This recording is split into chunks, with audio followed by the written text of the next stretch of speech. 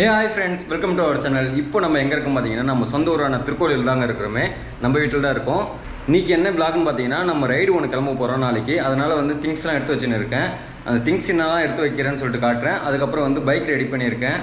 அது பெருசாலாம் ரெடி பண்ணலாங்க, சுமாராக தான் ரெடி பண்ணியிருக்கேன். அதாவது வண்டி ஓடுறதுக்கு என்ன தேவையோ அது மட்டும் தான் ரெடி பண்ணி வச்சுருக்கேன். எனக்கு தேவையானது மட்டும் தான் ரெடி பண்ணி வச்சுருக்கேன். அதை நான் ஓவராலாக சொல்கிறேன் ஃப்ரெண்ட்ஸ். இப்போ வாங்க திங்ஸ் என்னெல்லாம் எடுத்து வைக்கிறேன்னு சொல்லிட்டு சொல்கிறேன் ஃப்ரெண்ட்ஸ். ஃபஸ்ட்டு வந்து நம்ம கோப்ரோட கேமரா பாக்ஸுங்க. கேமரா எங்கேயில் இருக்குது. அதுக்கப்புறம் இன்ஸ்டா 360 கேமராங்க. அதுக்கப்புறம் பவர் பேங்க்குங்க. அதுக்கப்புறம் ரைடிங் க்ளவுஸுங்க. அப்புறம் எக்ஸ்ட்ரா ஒரு சாக்ஸு. அப்புறம் இது வந்து மழையில் வந்து மொபைல் நனையாமல் இருக்கிறதுக்கோசரம் ஒரு பவுச்சுங்க. அப்புறம் இன்ஸ்டா 360யோட ஒரு ஸ்டிக்குங்க. அப்புறம் இது வந்து பவர் பேங்கில் சொருவி ஃபோனையும் கேமராவையும் ஒரே டைமில் சார்ஜ் போட்டுக்கலாம். அதனால் இதேமாதிரி ஒரு கேபிள் வச்சுருக்கேன். அதுக்கப்புறம் வந்து பார்த்திங்கன்னா நம்மளோட டாக்குமெண்ட் தாங்க. இதில் வந்து Aadhaar card, driving licence, RC book 3மே வச்சுருக்கேங்க. அப்புறம் இன்சூரன்ஸும் வச்சுருக்கேன். அப்புறம் வந்து இது நம்ம வண்டியோட டூல் கிட்டு தாங்க மொத்தமாக வச்சுருக்கேன். இதெல்லாம் ரப்பர் பேண்ட் போட்டு ஒரு கோச்சில் போட்டு போடுங்க.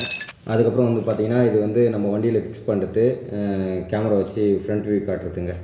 அப்புறம் இது வண்டியில் சைட் பாக்ஸ் வச்சுக்கிறேன். அதுக்கோசரம் ஒரு சின்ன பூட்டு ஒன்று வாங்கிக்கிறேன். அதுக்கப்புறம் இது நம்ம வண்டியோட மாஸ்கில் வந்து மவுண்ட்டு ஃபிக்ஸ் பண்ணியிருக்கேன். அதோட சின்ன மவுண்ட்டு தாங்க. அப்புறம் இது ஒரு சின்ன ஒரு ட்ரைபேடு, இது தேவைப்படும்னு சொல்லிட்டு எடுத்துன்னு போகிறேன். இதில் வந்து ஹெட்செட் இருக்குதுங்க. ஹெட்செட்டு, ஒயரிங் ஐட்டம்லாம் நிறையா வச்சுருக்கேன் இதுக்குள்ளே.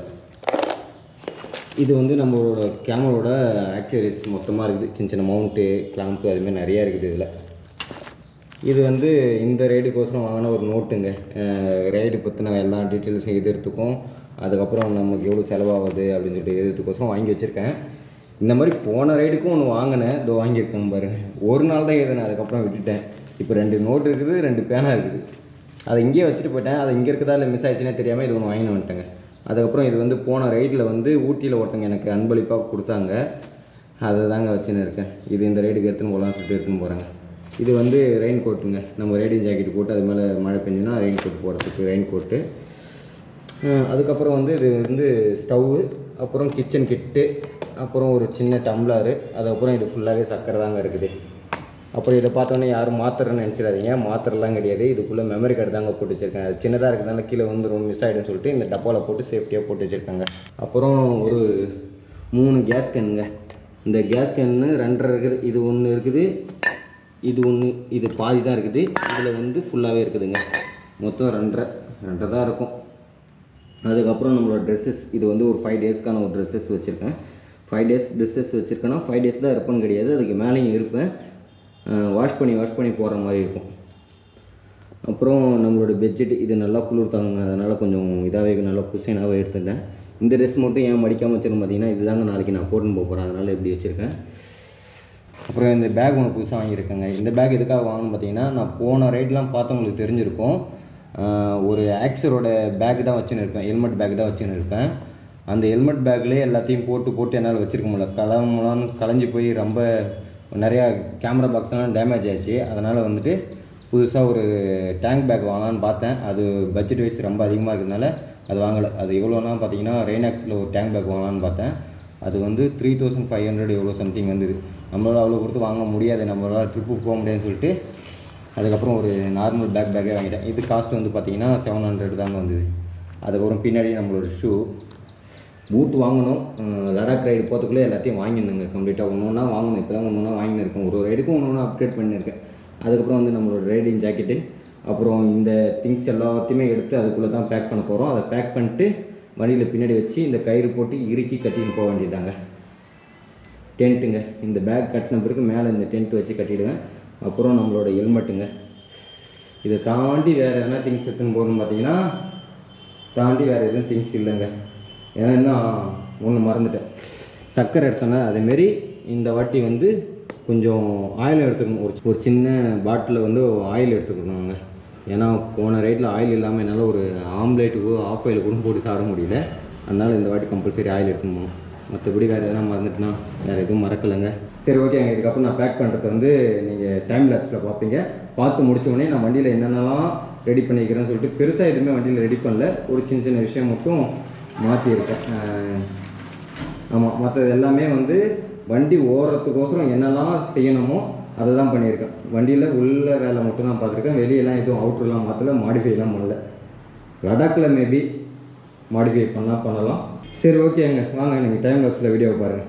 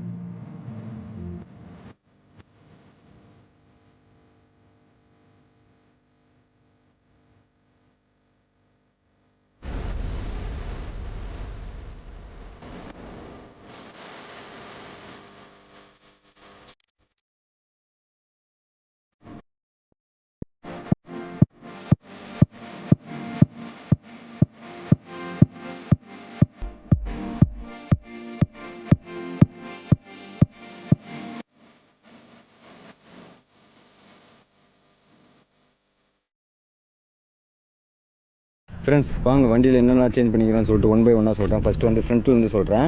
ஃப்ரண்ட்டில் வந்து என்னென்னு பார்த்தீங்கன்னா நம்பர் பிளேட் சேஞ்ச் பண்ணியிருக்கோம். ஃபஸ்ட்டு வந்து இங்கெல்லாம் வந்து டேமேஜ் ஆகிருந்தது லெட்ரு, இப்போ வந்து அதை சேஞ்ச் பண்ணிட்டோம். அதுக்கப்புறம் வந்து ஃபோர்க்கில் வந்து ஆயில் லீக் ஆகிடுச்சு. இந்த இடத்துல ஸ்க்ரூ வந்து ரொம்ப ஓப்பன் ஆகி வெளியே வந்துருச்சு, அதை டைட் பண்ணி ஆயில் மாற்றியாச்சு. அதுக்கப்புறம் வந்து 4 இண்டிகேட்டரும் போட்டாச்சுங்க. ஃப்ரண்ட்டில் 2 இண்டிகேட்டர், பேக்கில் 2 இண்டிகேட்டர் போட்டாச்சு. அதுக்கப்புறம் கிளச் ஒயர் மாற்றியாச்சு, ஆக்சிலேட்டர் ஒயரும் மாற்றியாச்சு. அதுக்கப்புறம் கீழே பார்த்தீங்கன்னா ஹார்ன் மாற்றாச்சு புதுசாக, அதை நான் மாற்றவே சொல்ல அவங்களே மாற்றிட்டாங்க. அதுக்கப்புறம் டைமிங் செயின் மாற்றணும், அதுக்கப்புறம் கிளச் பிளேட் மாற்றணும். அப்புறம் இதே நம்ம வண்டியில் ஆயில் ஃபில்ட்ரு இருக்குதாங்க, இல்லை தானே? ஆனால் என்கிட்ட ஆயில் ஃபில்ட்ரு இருக்குன்னு சொல்லிட்டு சொன்னாங்க.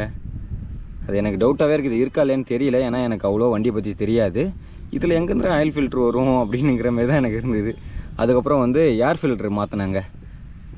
ஏர் ஃபில்ட்ரு நான் வாங்கின்னு போய் கொடுத்தேன், ஆயில் ஃபில்ட்ரு அவங்களே மாற்றணும்னு சொன்னாங்க. அதுக்கப்புறம் ஹெட்டில் கைட்டி இது பிஸ்டன் போயிடுச்சுன்னு சொல்லிட்டு அதை மாற்றினாங்க. அதோட காஸ்ட் மட்டுமே 1500 எவ்வளோ சம்திங் வந்தது. கீழே ஒரு கேப் ஒன்று மாற்றினாங்க புதுசு.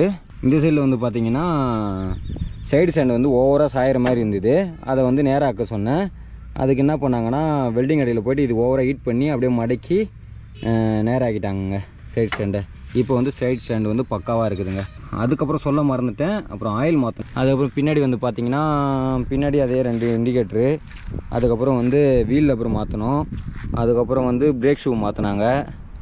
அதுக்கப்புறம் இந்த சைடில் பார்த்திங்கன்னா இந்த பெட்டி ஒன்று புதுசாக வாங்கிட்டாங்க. 2 வாட்டி இது வரைக்கும் 3 ரைடு போயிருக்கும். 3 ரைட்லையுமே நம்மகிட்ட வந்து பெட்டி இல்லை. இந்த ரைடில் வச்சு ஆகணும்னு நினச்சேன், அதனால் வச்சுட்டேன். இதோட காஸ்ட்டு மட்டும் பார்த்திங்கன்னா 1800 வந்தது. அதுக்கப்புறம் இதை மாற்றுறதுக்கு வந்து 230 ஆச்சுங்க. இந்த சைடில் வந்து எதனா வேறு எதனா மாற்றிருக்காங்களான்னு பார்த்தீங்கன்னா இந்த சைடு பேனல் ஆடுதுன்னு சொல்லிட்டு இதில் மோல்டிங் வச்சு கொடுத்தாங்க. பிரேக்கில் லப்பர் போட்டுருக்காங்க. அதுக்கப்புறம் அந்த சைடில் ஒன்று சொல்ல மறந்துட்டேன். இந்த சைடில் பார்த்தீங்கன்னா செயின் கார்டு இருக்குதுல்ல, அதில் வந்து ஒரு ஹோல்ஸ் மாதிரி இருக்கும், அதில் வந்து லப்பர் போட்டு வச்சுருக்காங்க. இதான் சின்ன இது தான் போட்டு வச்சுருக்காங்களே. இந்த சின்னதெல்லாம் போட்டு என்கிட்ட வந்து காசை நிறையா பிடிங்கிட்டாங்க. ஏன்னா நான் பின்னாடி சொல்கிறேன் எவ்வளோ காசு பிடுங்குறாங்கன்னு சொல்லிட்டு. எனக்கு தெரிஞ்ச வரைக்கும் சொல்லிட்டேன். அவங்க வந்து பில்லு எவ்வளோக்கு 5300 கிட்ட பில்லு போட்டு கொடுத்தாங்க. நான் வாங்கி கொடுத்தது என்னெல்லாம் பார்த்தீங்கன்னா ஆயில் வாங்கி கொடுத்தேன், ஏர் ஃபில்ட்ரு வாங்கி கொடுத்தேன், அதுக்கப்புறம் வீல் லப்பர் வாங்கி கொடுத்தேன், கிளச் ஒயர் வாங்கி கொடுத்தேன், ஆக்சிலேட்டர் ஒயர் வாங்கி கொடுத்தேன். இதுதான் நான் வாங்கி கொடுத்தேன். இதுக்கு மட்டுமே எவ்வளோ ஆச்சுன்னா எனக்கு 800 சம்திங் எவ்வளோ வந்துருச்சு. அவங்க போட்ட பில் எவ்வளோ பார்த்தீங்கன்னா 5300 வந்துருச்சு. இதுவே 6000 அபோவ் வந்துருச்சு. அதுக்கப்புறம் வந்து இந்த பெட்டி ஒரு எவ்வளோ ஆச்சுன்னா 2000 ரூபாய் ஆகிடுச்சு, ப்ளஸ் 8000 ரூபாங்க. இப்போ வண்டிக்கு இது வரைக்கும் நம்ம 8000 ரூபாய் செலவு பண்ணியிருக்காங்க இந்த ட்ரிப்புக்கு மட்டுமே. 8000 அபோவ் வந்துச்சுங்க, கம்பல்சரி 8000 அபோவுங்க. ஆனால் 8000 செலவு பண்ணதுக்கு ஒர்த்து இல்லை. என்ன கேட்ட வரைக்கும் நான் என்ன சொல்லுவேன்னா ஒர்த்து இல்லை. உங்களுக்குமே தெரியும் ஒர்த்து இல்லைன்னு. நான் வந்து இன்ஜினில் ஒரே நாய்ஸாக இருக்குது, பிக்கப் எடுக்க மாட்டேன்னு சொன்னதுக்கு கிளச் பிளேட் ஓவராக போயிடுச்சுன்னு சொல்லிட்டு சொன்னாங்க. எனக்கே தெரியும் கிளச் பிளேட் போயிடுச்சுன்னு. ஏன்னா நமக்கு அந்த ஓட்டி பழக்கமாக இருக்கிறதுனால இதுக்கு முன்னாடி இந்த கிளச் பிளேட்டுக்கும் இப்போ இருக்கிற கிளச் பிளேட்டுக்குமே வித்தியாசம் தெரியும். பிக்கப் எடுக்கலாவே அதுக்கப்புறம் வந்து ஒரு மாதிரி சவுண்டு வரும் கியர் போகிறப்பெல்லாம். அப்புறம் வண்டி நாய்ஸ் தெரியும். அதுலேயே எனக்கு தெரிஞ்சு போச்சு கிளச் பிளேட் போயிடுச்சு, டைமிங் செயின் போயிடுச்சுன்னு. அது கம்பல்சரி நான் மாற்ற சொல்லிட்டேன். ஆனால் அவனுக்கு சின்ன விஷயம் மாத்திரம் சொல்லிட்டு சொல்லாதெல்லாம் மாற்றி எனக்கு வந்து பில்லு ஓவராக போட்டு கொடுத்துட்டாங்க. ஏன்னா எனக்கு ஒஸ்ட்டுங்க நான் சர்வீஸ் விட்டதுலே. சென்னையில் நிறைய இடத்துல விட்டுருக்கேன். ஆனால் இந்த இடத்துல வந்து இதுக்கு முன்னாடி விட்டுருக்கேன். அப்பயும் ஒஸ்ட்டு. சரி இந்த வாட்டி வேறு வழி இல்லாமல் அங்கேயே விட்டுட்டேன். இப்போ திரும்ப அதேமாதிரி பண்ணி கொடுத்துட்டாங்க. பில்லு மட்டும் கணக்காட்டுறன்னு பேரில் அப்படி போட்டு கொடுத்துறாங்க, தீட்டிடுறாங்க. இந்த 8000 ரூபாய் எங்கே போகிறது? நான் இன்ஜின் வேலையே பார்த்துருப்பாங்க முழுசாக. இன்ஜின் வேலையே பார்க்கலங்க. அவனுக்கு என்ன பண்ணியிருக்காங்கன்னா அந்த ஹெட்டில் லைட்டாக கட்டி பிஸ்டன் மட்டும் தெரியும். அதுக்கே வந்து அவ்வளோ ஆயிடுச்சு. அவங்களோட சர்வீஸ் சார்ஜ் எவ்வளோன்னு பார்த்தீங்கன்னா 1200 தான். மற்ற எல்லாமே வண்டி செலவாம். 5300 அவங்களோட சர்வீஸ் சார்ஜ் மட்டும் 1300 சொல்லிட்டு சொன்னாங்க. சரி ஓகே, அக்செப்டபிள். ஏன்னா அவ்வளோ வேலை இருக்குது, நீ பார்த்துருப்ப. அதனால் வந்து சரி ஓகே, எனக்கு அந்த அமௌண்ட்லாம் பிரச்சனை இல்லைங்க. ஆனால் அதுக்கப்புறம் வண்டிக்கோசரம் வாங்கின பொருள்கள் மட்டும் இவ்வளோ ஆச்சுன்னு சொல்கிறாங்க. ஏன்னா நான் அதில் கிளச் ஒயர், ஆக்சிலேட்டர் ஒயர் நான் வாங்கி கொடுத்துட்டேன். அதுக்கப்புறம் ஆயில் நான் வாங்கி கொடுத்துட்டேன், ஏர் ஃபில்ட்ரு நான் வாங்கி கொடுத்துட்டேன், அப்புறம் வீல் ரப்பர் நான் வாங்கி கொடுத்துட்டேன். அப்புறம் அதை தாண்டி வேறு என்ன அவங்களுக்கு செலவு வந்திருக்கும் இந்த 5000ல்? அதாவது 4700 வேறு என்ன அவங்களுக்கு செலவு வந்திருக்கும்? கிளச் பிளேட்டும் டைமிங் செயினும் சேர்த்தாவே ஒரு 2000 ரூபா வச்சா கூட மிச்சம் 2000 ரூபாய்க்கு என்ன வாங்கி போட்டாங்கன்னு எனக்கு தெரியலங்க. கணக்கே இல்லைங்க. அந்த பில்லு இருக்குது, அந்த பில்லில் வந்து சரியாக லெட்டரே புரிய மாட்டேது. அவங்க கண்ணப்பினா இது நம்ம விளக்கம் கேட்டாலும் உள்ளே மாற்றிருக்கேன், அந்த இன்ஜினுக்குள்ளே சின்ன சின்ன இதெல்லாம் போயிடுச்சு, அதெல்லாம் மாற்றிருக்கேன், அதெல்லாம் மாற்றிருக்கேன்னு சொல்கிறாங்க. என்ன நம்மளாம் கைட்டி அங்கே பார்க்க முடியும்? ஒரு வாட்டி அவங்க சர்வீஸ் பண்ணி கொடுத்த பிறகு நம்ம வெளிக்கடையில் கொடுத்து கைட்டி அங்கே பார்க்க முடியும், இதெல்லாம் மாற்றிக்கிறாங்க, இதெல்லாம் மாற்றலாம்னு சொல்லிட்டு. ஆனால் வண்டி ஓட்டுறப்ப எனக்கு வந்து அவ்வளோ சாட்டிஸ்ஃபேக்ஷன் இல்லைங்க இந்த வாட்டி வண்டி ரெடி பண்ணதில். இதுலேருந்து நான் என்ன சொல்ல வரேன்னா, நீங்கள் வண்டியை ரெடி பண்ணுற மாதிரி இருந்தால், சர்வீஸ் விடுற மாதிரி இருந்ததுன்னா ரெகுலராக ஒரே ஆளுக்கிட்டே விடுங்க. பழக்கமான ஆளுகிட்டே விடுங்க. பழக்கம் இல்லாத ஆளுங்கிட்ட விடாதீங்க. உங்களை ஏமாற்றுவாங்க, ஸ்கேம் பண்ணுறாங்க. என்ன அப்படி தான் ஸ்கேம் பண்ணுறாங்க. நல்லா பேச்சு மட்டும் அடிக்கிறாங்க. பேச்சே மழைக்கிறாங்க. வள வெளியே விட்டேன்னா நம்ம சொல்கிறத கேட்க மாட்டாங்க. அவங்க வச்சுட்டு எதனா ஒரு வேலையை பார்த்து விட்டு எனக்கு தெரிஞ்சு எக்ஸஸாக வந்து ஒரு 1000 அடிச்சிட்டாங்க. எக்ஸஸாக 1000 அடிச்சிட்டாங்க. அது மட்டும் எனக்கு தெளிவாக தெரியுது. அப்புறம் ஒயரிங் வேலை வேறு சொல்ல போரு. எப்படியும் 8000 அபோவ் சொன்னால எப்படியும் 8500 வந்திருக்கும் கம்பல்சரி. ஃபஸ்ட்டு ரைடு மட்டும் நான் சென்னையிலே ரெடி பண்ண வண்டியை. அதுக்கப்புறம் இருக்கிற 3 ரைடுமே நான் இங்கே ஊரில் வந்து தான் நான் வண்டியை ரெடி பண்ணினேன். இந்த வாட்டி தான் எனக்கு சுச்சுவேஷன் சரியில்லைன்னு சொல்லிட்டு நான் சென்னையிலே கொடுத்துட்டேன். ஏன்னா எனக்கு ரைடு போகிறதுக்கும் டிலே ஆகுது. அதுக்கப்புறம் என் சைடில் பர்சனலாக கொஞ்சம் ப்ராப்ளம் இருந்தது. அதனால் சரி ஊருக்கு போய்ட்டு ரெடி பண்ணால் அங்கே 2 நாள் எக்ஸ்ட்ரா ஆகும். அந்த 2 நாள் நம்ம அங்கேயே இருந்து முடிச்சுட்டு நம்ம வேலையை முடிச்சுட்டு வந்துடலாம் அப்படின்னு நினச்சின்னு இது பண்ணேன். ஆனால் கடைசியில் பார்த்தா வண்டிக்கு இவ்வளோ பெரிய ராமத்தை போட்டானுங்க நம்மளுக்கு. சரி ஓகே விடுங்க. இதுக்கப்புறம் அந்த சைடில் போய்ட்டு கொடுக்கக்கூடாது வண்டியை. நம்ம எதாக இருந்தாலும் ஊரில் எடுத்து எவ்வளோ பெரிய சுச்சுவேஷன் இருந்தாலும் வண்டியை படுக்க போட்டோ இல்லை உட்கார வச்சோ லாரியில் ஏற்றினோ வந்து ஊரில் சர்வீஸ் விட்டுலான்னு இருக்கிறேன். நம்ம ஒரு வேலை சொன்னால் அவனுங்க ஒரு வேலை செய்கிறாங்க. அதுதான் கடுப்பாக இருக்குது. எனக்கு மனசே ஆற மாட்டேது. நானும் நிப்பாட்டுன்னு தான் பார்க்குறேன். ஆத்திரம் தாங்க முடியல. இப்போ நான் ரைடு கிளம்பிட்டேன்னா எப்படியும் 20 days ஆகிடுங்க. 20 days கழிச்சு நான் அவனை போய் பார்க்க போகலாம் பார்த்தேன்னா நான் ரைடு முடிச்சுட்டு வரதுக்கு 20 days ஆகும். அதுக்கப்புறம் ஊர்லேருந்து இங்கே வீடியோலாம் எடிட் பண்ணிட்டு எக்ஸ்போர்ட் பண்ணிட்டு இதெல்லாம் போகிறதுக்கு எப்படியும் ஒரு 10 days 1 month ஆகிடும். 1 month போய்ட்டு அவனை கேட்போமான்னு கேட்டால் கேட்கவே முடியாதுங்க. ஏன்னா 1 monthல வண்டி எவ்வளோ ஓடி இருக்கும். அவனை போய் இதெல்லாம் ப்ராப்ளம் சொல்லி நிற்க முடியாது. அவன் அப்படியே நம்மகிட்ட கதையாக சொல்லுவான். நீங்கள் இவ்வளோ தூரம் ஓட்டிங்க, இவ்வளோ தூரம் அங்கே போயிட்டீங்க அப்படின்னு சொல்லிட்டு. ஸ்பீடாக மட்டும் கையோடு மாற்றிட்டு வந்த கையோடு அங்கேருந்து எவ்வளோ ஒரு 100 கிலோமீட்டர் கூட ஓடி இருக்காது. அதுக்குள்ளே ஸ்பீடா மீட்டர் ஒயரே போயிடுச்சு. இங்கே வந்து ஸ்பீடா மீட்டர் ஒயர் மாற்றினேன். அதுக்கப்புறம் வரும்பு மாற்றினேன். இங்கே பாருங்கள், சொல்ல எனக்கு எவ்வளோ ஞாபகம் வருது பாருங்கள். அப்புறம் வந்து சைலன்ஸில் ஒரு மாதிரி சவுண்டு வந்து நேர்ந்தது. சரி விடுங்க, என்னோடய அனுபவத்தில் சொல்கிறேன். இதுக்கப்புறம் நீங்கள் தெரிஞ்ச ஆளுங்கிட்ட வண்டி விடுங்க. ரெகுலராக ஒரே ஆளுங்கிட்ட விடுங்க. வேறு யாருக்கிட்டே தெரியாத ஆளுங்கிட்ட விட்டுறாதீங்க. நம்பிக்கையான ஆளுங்கிட்ட மட்டும் வண்டியை விடுங்க. நம்பிக்கை இல்லாத ஆளுங்கிட்ட வண்டியை கொடுக்காதீங்க. வண்டியாக இருந்தாலும் சரி, ஃபோனாக இருந்தாலும் சரி, எதுவாக இருந்தாலும் சரிங்க. நம்பிக்கை முக்கியம். சரி ஓகே ஃப்ரெண்ட்ஸ், இதோட இந்த வீடியோ என் பண்ணிக்கிறேன். நம்ம வீடியோ யாரும் புதுசாக போங்க, மறக்காமல் சப்ஸ்கிரைப் பண்ணி சப்ஸ்கிரைப் மட்டும் பண்ணிட்டு போயிடுங்க. உங்களோட ஆதரவு எனக்கு மிக மிக தேவைப்படுகிறது. ஓகே ஃப்ரெண்ட்ஸ், ரைடில் சந்திப்போம். பாய்.